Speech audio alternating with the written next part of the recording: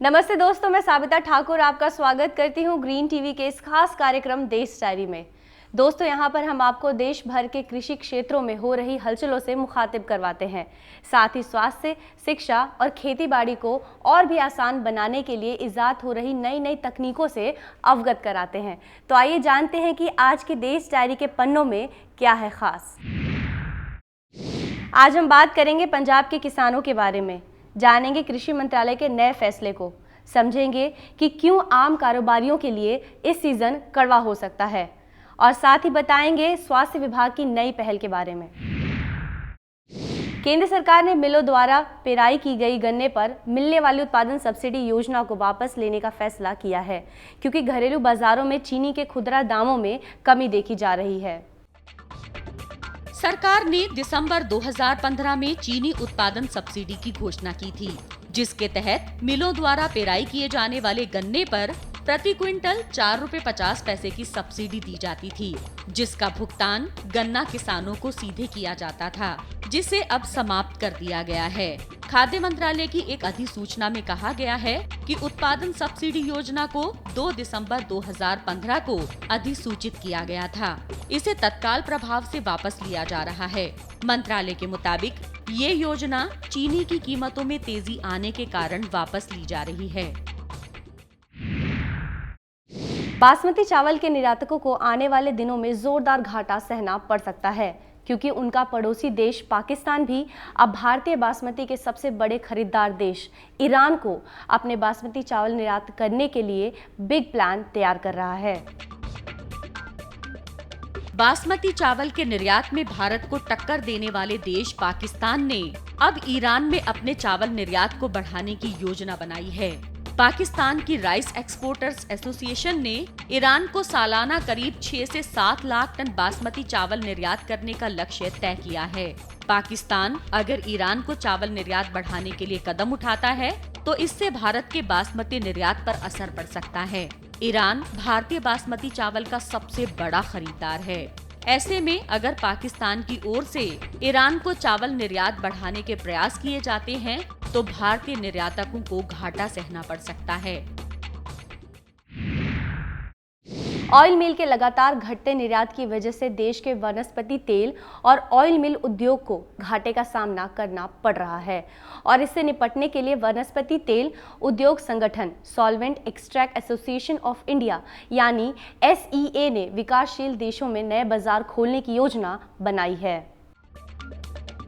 Oil मिल के निर्यात में भारी गिरावट देखी जा रही है। कम निर्यात से हुए घाटे की भरपाई करने के लिए देश का वनस्पति तेल उद्योग परंपरागत बाजारों से हटकर अब नए बाजार खोजने जा रहा है। देश में वनस्पति तेल उद्योग संगठन solvent extractors association of India यानी SEA ऑयल मिल के निर्यात को बढ़ावा देने के लिए अफ्रीका, मध्य पूर्व और एशिया के कई विकासशील देशों में बाजार खोज रहा है। SEA के मुताबिक इन सभी क्षेत्रों में जुलाई में होने वाले फीड सेमिनारों में प्रतिनिधि मंडल भेजे जाएंगे। पिछले कुछ सालों में देश से ऑयल मिल के निर्यात में लगातार गिरावट देखने को मिल रही है। साल 2013-14 के दौरान देश से सिर्फ 11,500 करोड़ रुपए का ऑयल मिल निर्यात हुआ था, लेकिन मार्च में खत्म हुए वित्त वर्ष 2015-16 के दौरान देश से सिर्फ 1,500 करोड़ रुपए का ऑयल मिल निर्यात हो पाया है।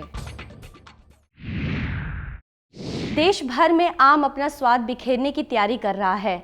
आम का सीजन बस कुछ हफ्तों में ही छाने वाला है, लेकिन आम कारोबारियों के लिए ये सीजन थोड़ा कड़वा रह सकता है, क्योंकि आम निर्यात करने के मानकों को और भी कड़ा कर दिया गया है। भारत से बड़ी मात्रा में आम का आयात करने वाले देश संयुक्त अरब अमीरात यानी UAE ने भारत से आम, मिर्च और खीरे के आयात के नियमों को कड़ा कर दिया है।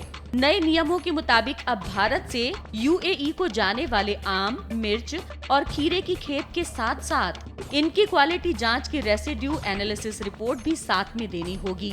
UAE ने भारत से आयात होने वाले आम, मिर्च और खीरे में कीटनाशकों की मात्रा तय मानकों से ज्यादा पाए जाने की शिकायत की है, जिसके बाद UAE ने नए नियम जारी किए हैं। इस समय देश भर में आम का सीजन अपने शुमार पर है और ऐसे में निर्यात प्रभावित होने वाली कोई भी खबर आम निर्यातकों और उत्पादकों के कारोबार को प्रभावित कर सकती है। मूंगफली निर्यात के हिसाब से वित्त वर्ष 2015-16 काफ़ी खराब साल रहा है। वित्त वर्ष 2015-16 यानी अप्रैल 2015 से मार्च 2016 के दौरान देश में मूंगफली के निर्यात में करीब 32% की भारी गिरावट का आंकड़ा दर्ज किया गया है। मौजूदा वित्त वर्ष यानी 2015-16 के दौरान देश से 5,36,929 टन मूंगफली का निर्यात हो पाया है, जबकि पिछले वित्त वर्ष यानी 2014-15 के दौरान देश से 7,88,312 टन मूंगफली का निर्यात हुआ था। हालांकि मूंगफली निर्यात में आई कमी के 2 कारण बताए जा रहे हैं। पहला कारण है कम पैदावार और दूसरा वियतनाम से भारत की मूंगफली आयात पर लगी रोक है। पिछले साल आयातित मूंगफली की खेप में कीट पाए जाने के बाद वियतनाम ने देश से मूंगफली आयात पर रोक लगा दी थी, जिसे जनवरी 2016 में हटा लिया गया है। कपास फसल की समय पर बुआई हो और फसल को कीटों के हमलों से बचाया जा सके, इसके लिए पंजाब और हरियाणा राज्य के किसानों को प्रेरित किया गया। लेकिन इसके बावजूद इन अहम कपास उत्पादक राज्यों में कपास की खेती का रकबा काफी कम है। पंजाब में अभी तक कपास की बुआई 2.08 लाख हेक्टेयर थी। हरियाणा में 6.20 लाख हेक्टेयर के लक्ष्य के मुकाबले अभी तक 65% में ही बुआई हुई है।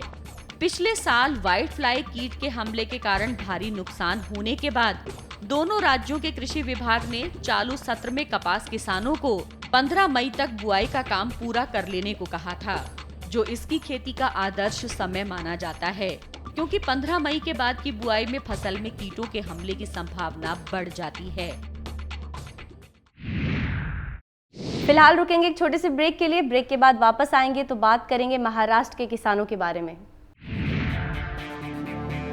कृषि के क्षेत्र में नई नई तकनीकों को इजाद किया जा रहा है। किसान भाई कम लागत और कम समय में अधिक से अधिक उत्पादन कर सके, इसके लिए कई तरह की मशीनें भी बनी हैं। ऐसे ही एक कृषि यंत्र है जिसके जरिए किसान बिना धान का पौधा उगाए सीधे धान के बीज से ही फसल उगा सकते हैं।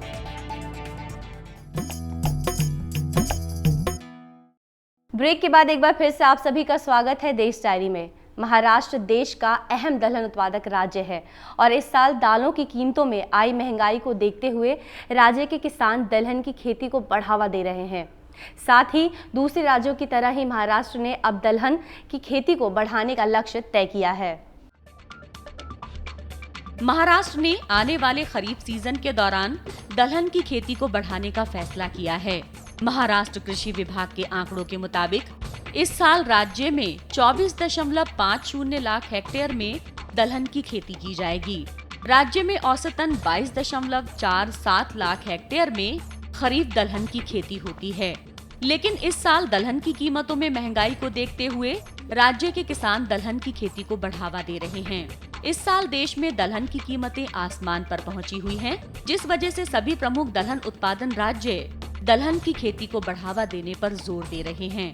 महाराष्ट्र के अलावा मध्य प्रदेश और कर्नाटक में भी सीजन के दौरान ज्यादा दलहन पैदा किए जाने का लक्ष्य निर्धारित किया हुआ है। पंजाब के प्रत्येक नागरिकों को भोजन सुरक्षा का लाभ मिल सके, इसके लिए आटा दाल स्कीम में और 7 लाख परिवारों को इस स्कीम से जोड़ने का फैसला किया गया है। और साथ ही 15 अगस्त से सरकारी स्कूलों में पढ़ने वाली 11वीं की छात्राओं को साइकिल भी दिया जाएगा। पंजाब सरकार ने 7 लाख और परिवारों को आटा दाल स्कीम के अधीन लाने का फैसला किया है। पंजाब के मुख्यमंत्री प्रकाश सिंह बादल ने विभिन्न कल्याण स्कीमों का जायजा लेने के लिए की गई बैठक में ये फैसला लिया है। मुख्यमंत्री ने खाद्य एवं सिविल आर्थिक विभाग को 7 लाख परिवारों को आटा दाल स्कीम में लाने के आदेश दिए हैं। मौजूदा समय में इस स्कीम का लाभ राज्य के 1.13 करोड़ लोगों को मिल रहा है और 7 लाख परिवारों के शामिल होने से लाभार्थियों की कुल संख्या 1.41 करोड़ हो जाएगी। इसके अलावा 15 अगस्त से सरकारी स्कूलों की 11वीं कक्षा की छात्राओं को साइकिल दिए जाने की भी मंजूरी दी गई है। मौसम वैज्ञानिकों ने इस मॉनसून अच्छी बरसात होने की भविष्यवाणी की है। हालांकि केरल में मानसून की दस्तक 6 दिनों की देरी से हो सकती है, लेकिन हरियाणा में मानसून समय पर दस्तक दे सकता है। मॉनसून के केरल तक आने में इस साल 6 दिनों की देरी हो सकती है। आमतौर पर मॉनसून केरल में 1 जून को पहुंच जाता है। यहाँ मॉनसून 3 से 11 जून के बीच दस्तक दे सकता है। वहीं निजी संस्था स्काईमेट ने कहा है कि 28 से 30 मार्च के बीच मॉनसून केरल में पहुंच जाएगा, जबकि हरियाणा में मॉनसून समय पर पहुंचने की संभावना है। मॉनसून का समय पर आना सबसे ज्यादा किसानों के लिए फायदेमंद होता है। जून जुलाई में धान की रोपाई होती है और इन्हीं दिनों में मॉनसून की दस्तक होती है और देश के 43 लाख किसान व मजदूर मॉनसून पर निर्भर होते हैं। कृषि के क्षेत्र में नई नई तकनीकों को इजाद किया जा रहा है। किसान भाई कम लागत और कम समय में अधिक से अधिक उत्पादन कर सके, इसके लिए कई तरह की मशीनें भी बनी हैं। ऐसे ही एक कृषि यंत्र है जिसके जरिए किसान बिना धान का पौधा उगाए सीधे धान के बीज से ही फसल उगा सकते हैं। खेती के लिए एक कृषि यंत्र यानी खाद्य शीड ड्रिल मशीन बनाई गई है, जो पंजाब राज्य के बाद अब उत्तराखंड राज्य में उधम सिंह नगर जिले में बिना पौधे लगाए धान के बीज से ही फसल उगाए जाने की खेती हो पाएगी। उत्तराखंड के कई गांवों में पहली बार इस मशीन से खेत में धान का बीज बोया जा रहा है। पंजाब के किसान ड्रिल मशीनों से दलहन की खेती बोते हैं। ड्रिल मशीन से धान, मक्का, सोयाबीन, सूरजमुखी, मूंगफली, मटर, चना आदि दलहनी फसलों को बोया जाता है। इस मशीन के जरिए किसान कम समय और कम मजदूरों के जरिए खेती कर सकते हैं और साथ ही पानी भी कम खर्च होता है। दिल्ली मेट्रो में सफर करने वाले यात्रियों के लिए एक खुशखबरी है। अब यात्री 1 रुपए में ही पीने का ठंडा पानी खरीद सकते हैं। जी हां, DMRC की इस सुविधा का लुत्फ आप कश्मीरी गेट मेट्रो स्टेशन पे पा सकते हैं। दिल्ली मेट्रो रेल कॉरपोरेशन ने मेट्रो में वाटर ATM की सुविधा शुरू की है। यहाँ से यात्री सिर्फ 1 रुपए में पीने का पानी खरीद सकते हैं। मेट्रो का ये पहला वाटर ATM अभी सिर्फ कश्मीरी गेट पर ही लगाया गया है। जल्द ही ये जहांगीरपुरी, रिठाला, GTB नगर मेट्रो स्टेशन पर भी लगाए जाएंगे।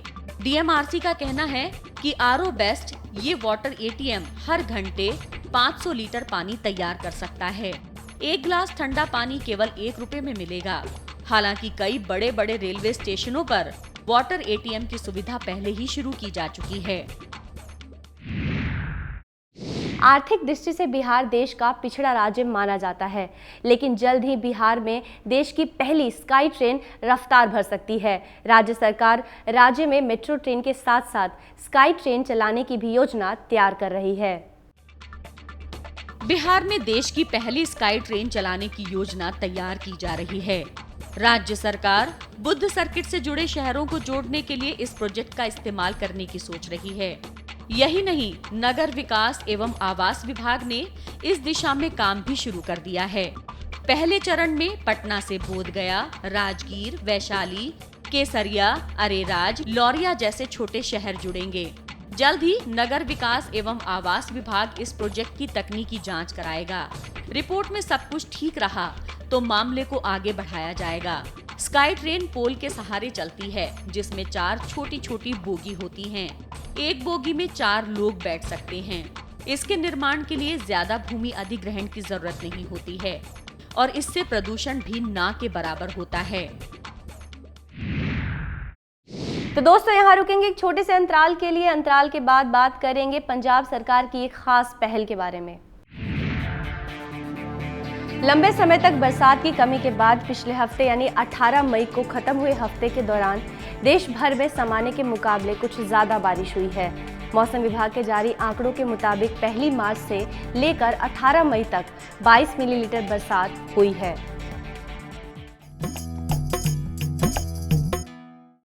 ब्रेक के बाद एक बार फिर से आप सभी दर्शकों का देश डायरी में स्वागत है। पंजाब सरकार ने गायों को बचाने के लिए एक नई मुहिम की शुरुआत की है। यहाँ की सरकार ने अलग से गाय टैक्स वसूलने का फैसला किया है। राज्य सरकार की ये नई पहल देश में पहली बार शुरू हुई है। पंजाब में अब शराब और कार खरीदने वाले लोगों को गाय के लिए टैक्स देना होगा। इस नए कर के तहत पंजाब में अब देश में निर्मित विदेशी शराब की हर बोतल पर अलग से 10 रुपए गाय टैक्स के रूप में देना होगा। वहीं बियर और देशी शराब की हर बोतल पर ये टैक्स 5 रुपए देना होगा। पंजाब सरकार ने इस कर को गौ सेवा अभियान में लगाने का फैसला किया है। इसके अलावा नई कार खरीदने पर 1000 रुपए गाय टैक्स के तहत देना होगा। प्रधानमंत्री नरेंद्र मोदी ने महाराष्ट्र सहित सूखा प्रभावित 11 राज्यों को कहा है कि वे मानसून आने तक गांवों को सूखे की स्थिति से राहत दिलाने के लिए साप्ताहिक आधार पर उपाय करें। प्रधानमंत्री नरेंद्र मोदी ने पिछले कुछ हफ्तों में महाराष्ट्र, उत्तर प्रदेश, कर्नाटक, मध्य प्रदेश, तेलंगाना, छत्तीसगढ़, आंध्र प्रदेश, झारखंड, राजस्थान और गुजरात जैसे 11 सूखा प्रभावित राज्यों के मुख्यमंत्रियों से अलग अलग मुलाकात की है। प्रधानमंत्री ने इन राज्यों से कहा है कि वे साप्ताहिक आधार पर सूखे की स्थिति से बचने के लिए उपाय करें, जब तक कि जून में मानसून की बरसात शुरू नहीं हो जाती है। मौसम विभाग ने मानसून के आरंभ होने में 6 दिनों की देरी होने का अनुमान व्यक्त किया है। सामान्यतः मानसून 1 जून को केरल में प्रवेश करता है। रेलवे स्टेशनों पर अक्सर कूलियों की मनमानी देखी जाती है। वे मनमाना किराया वसूलते हैं और ज्यादातर यात्रियों से इनके व्यवहार भी अच्छे नहीं होते हैं। ऐसे कूलियों की इस माली हालात को सुधारने के लिए रेलवे ने कूलियों को प्रशिक्षण देने का फैसला किया है। रेलवे की बेहतर ब्रॉडिंग के लिए रेल मंत्रालय ने सभी कुलियों को यात्रियों के साथ शिष्ट व्यवहार का प्रशिक्षण प्रदान करने का निर्णय लिया है। इसके लिए सितंबर तक पोर्टल प्रशिक्षण कार्यशालाओं का आयोजन किया जाएगा। इन कार्यशालाओं में कुलियों को ग्राहकों के साथ अच्छे ढंग से पेश आने, अपनी सेवाओं और दरों का उचित ब्यौरा देने के अलावा सुरक्षित और बेहतर सुविधाएं देने के तौर तरीके सिखाए जाएंगे। इस प्रशिक्षण के बाद रेलवे यात्रियों से कुलियों का फीडबैक भी लेगा। लंबे समय तक बरसात की कमी के बाद पिछले हफ्ते यानी 18 मई को खत्म हुए हफ्ते के दौरान देश भर में सामान्य के मुकाबले कुछ ज्यादा बारिश हुई है। मौसम विभाग के जारी आंकड़ों के मुताबिक 1 मार्च से लेकर 18 मई तक 22 मिलीलीटर बरसात हुई है। मौसम विभाग की ताज़ा रिपोर्ट के मुताबिक 18 मई को खत्म हुए हफ्ते के दौरान देश भर में औसतन 20 मिलीमीटर बारिश हुई है, जबकि सामान्य तौर पर इस दौरान 14.5 मिलीमीटर बरसात होती है, यानी सामान्य के मुकाबले करीब 38% ज्यादा बरसात हुई है। मौसम विभाग के मुताबिक प्री मानसून सीजन यानी 1 मार्च से लेकर 18 मई तक अब बरसात की कमी सिर्फ 6% बची है। सामान्य तौर पर इस दौरान 102.7 मिलीमीटर बारिश हो जाती है, लेकिन इस बार 96 मिलीमीटर बारिश हुई है। फिलहाल लोगों को अभी भयंकर गर्मी का सामना करना होगा। हालांकि कुछ जगहों पर बारिश होने के भी कयास लगाए जा रहे हैं। उल्टी दस्त से होने वाले बच्चों की मौत पर काबू पाने के लिए स्वास्थ्य विभाग की ओर से जुलाई से रोटा वायरस इंजेक्शन को प्रतिरक्षा वैक्सीन में शामिल कर लिया गया है। सरकारी अस्पतालों में ये इंजेक्शन मुफ्त में दिया जाएगा। रोटा वायरस के इंजेक्शन बच्चों को उल्टी दस्त से बचाएंगे। एंटीवायरल की दवा बच्चों के लिए काफी जरूरी है। कई बच्चों की मौत की बड़ी वजह डायरिया व दस्त ही होते हैं। इसकी 3 डोज होती हैं। एक बच्चे के जन्म के 6 हफ्ते, दूसरी 10 हफ्ते और तीसरी 14वें हफ्ते डोज दी जाती है। वैक्सीन पड़ते ही 50% तक डायरिया व दस्त का खतरा कम हो जाता है। फिलहाल दस्त पर काबू करने के लिए 5 साल तक के बच्चों को अस्पताल से ORS का घोल, जिंक सिरप पिलाया जाता है। लेकिन अब उल्टी दस्त से होने वाली बच्चों की मौत पर काबू पाने के लिए स्वास्थ्य विभाग की ओर से जुलाई में रोटा वायरस इंजेक्शन को प्रतिरक्षा वैक्सीन में शामिल किया जा रहा है। भारतीय स्टील इंडस्ट्री को चीन के सस्ते आयात से बचाने के लिए केंद्र सरकार ने चीन से आयात होने वाली स्टील पाइप और सीमलेस ट्यूब पर अगले 6 महीनों के लिए अस्थायी रूप से डंपिंग रोधी शुल्क लगाया है।